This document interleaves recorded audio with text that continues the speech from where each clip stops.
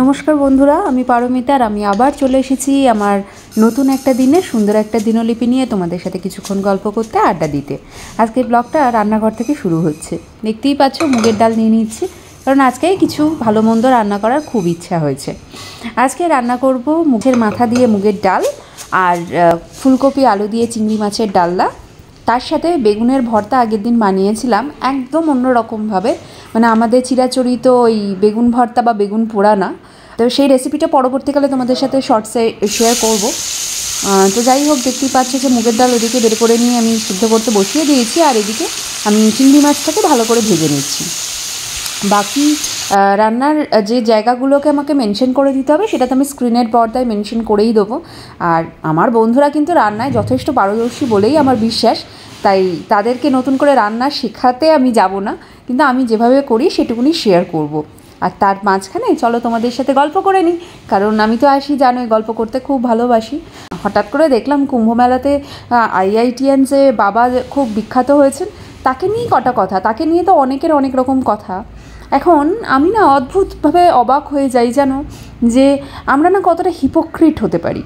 এই আমরাই বলছি যে মানুষকে নিজের জীবন নিজের মতন করে বাঁচতে দেওয়া উচিত, আবার যখন মানুষ নিজের জীবনকে নিজের টার্মস অ্যান্ড কন্ডিশনে নিজের শর্তে পাচ্ছে, তখন তার দিকে বিভিন্ন রকম প্রশ্নের আঙুল তুলে দিচ্ছি। কিছু মানুষ সরাসরি প্রশ্ন তুলে দিচ্ছে যে বাবা মা এত কষ্ট করে পয়সা খরচা করে IITian বানালো আর ছেলে গিয়ে সন্ন্যাসী হচ্ছে, তাহলে তো বাবা মার সাথে অবিচার করা হচ্ছে, তাই না?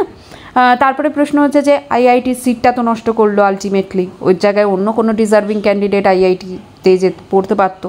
এখন এই বিচারগুলো করবার জন্য তুমি আমি কে? সবচেয়ে বড় আগে এই প্রশ্নগুলো। তাও ভালো যারা সোজাসুজি আঙুল তুলে প্রশ্ন করছে।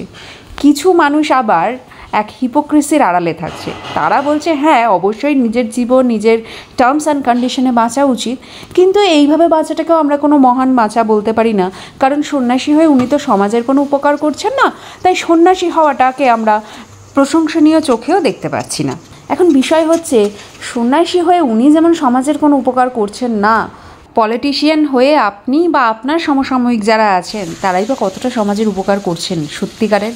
অথবা সাধারণ মধ্যবিত্ত মানুষের জীবনযাত্রাতে থেকে আমরাই বা কী উপকার করছি সমাজের গরিব দুস্থ মানুষদের জন্য? এখন পুরো বিষয়টাই এত আপেক্ষিক না? আমরা ভাবছি যে আমরা বড় বড় কথা বলছি ফেসবুকের পর্দায় বা ইউটিউবের পর্দায় এসে, এবং আমরা মনে হয় সমাজের জন্য অনেক ভাবছি, অনেক করছি। দিনের শেষে আমরাও কিন্তু আমাদের কথাই সবার আগে ভাবছি। এখন আমাদের মনে হচ্ছে যে আমাদের সংসারের মধ্যে থেকে বাবা মাদের কথা শুনে চলে নিজেদের আখের গোছানোটা সমাজের জন্য উপকারিতার লক্ষণ। আর এই যে একটা মুখোশ পরে আমরা সমাজের জন্য অনেক ভাবছি করে শোরগোল করছি আর নিজেদের মহান ভাবছি। কোনো মানুষ ভাবছে যে না, আমি সমাজের বোঝা হয়ে না থেকে নিজের মানসিক শান্তিটা সন্ন্যাস ধর্মের মাধ্যমে খুঁজি এবং সেখানে নিজের আনন্দটা খুঁজে পাই, তাদেরকে আমরা মনে করছি সমাজের অ্যাকচুয়ালি বোঝা। কে কী সেটা বিচার করার আমি বা আপনি কেউ নই। এখন স্বামী বিবেকানন্দ সমাজের কতটা উপকার করেছেন, আর একজন পলিটিশিয়ান নিজের আখের গোছাতে সমাজের কতটা উপকার করেছেন, সেই বিষয়ে তুল্যমূল্য বিচার তো প্রশ্নাতীত।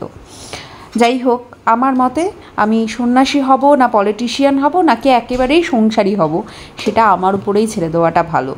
আমার মনে হয় বাবা মা বলো আর সমাজের বড় বড় নেতারা কারোরই এই বিচার করাটা শোভা পায় না।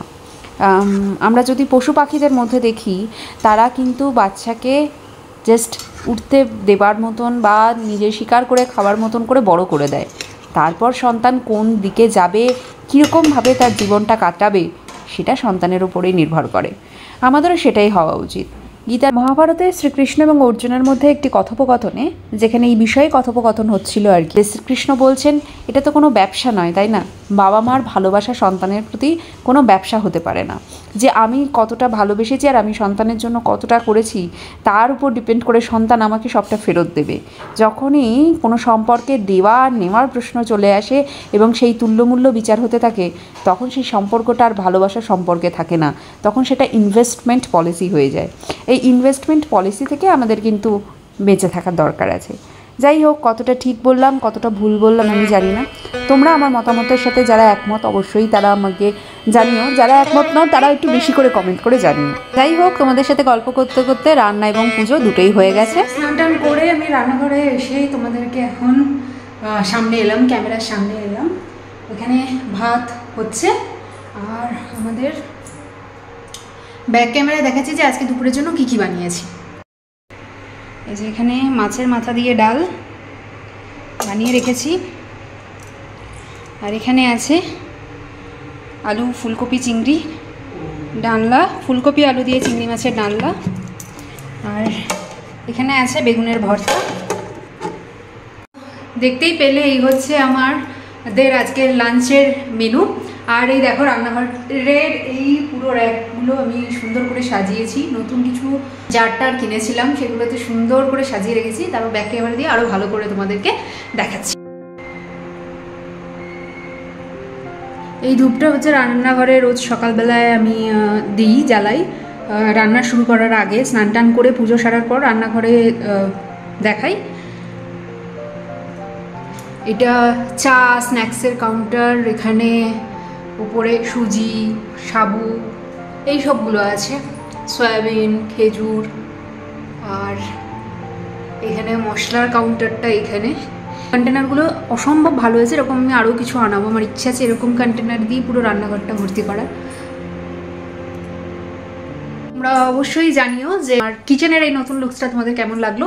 কিচেন নিয়ে আরও বেশ কিছু অন্যরকম প্ল্যান আছে যেগুলো ধীরে ধীরে আমি করব, অ্যান্ড দেন তোমাদের সাথে শেয়ারও করব। তো চলো এবার একটু রেস্ট নিই, সকাল থেকে অনেকক্ষণ ধরে রান্নাবাড়ি তোমাদেরকে দেখিয়ে দিয়েছি, এবার একটু রেস্ট নিই, তারপর ফিরে আসছি লাঞ্চের থালা নিয়ে। আপাতত দুপুর পর্যন্ত সব কাজকর্ম শেষ, এবার লাঞ্চের থালাটা সাজিয়ে নেওয়া যাক। লাঞ্চ অথবা ডিনার যদি আমাদের খাবার থালাটা একটু সুন্দর করে সাজানো যায় তাহলে খাবার অনুভূতিটা কিন্তু একটা অন্য মাত্রায় পৌঁছে যায়। আমাদের সাধারণ বাঙালি খাবার আর সাধারণভাবে বাঙালিয়ানাতে পরিবেশিত খাবার, এই দুয়ের অপূর্ব এক মেলবন্ধন আছে যা খাবার অনুভূতিগুলোকে এক অন্য মাত্রায় পৌঁছে দেয়। তাহলে আজকে ব্লগটা এখানেই শেষ করছি।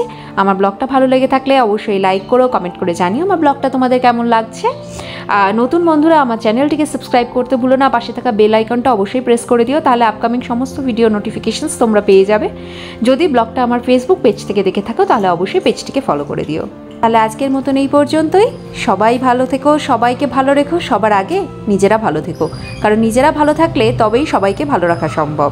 আজ তাহলে আসি, দেখা হবে খুব শিগগিরই।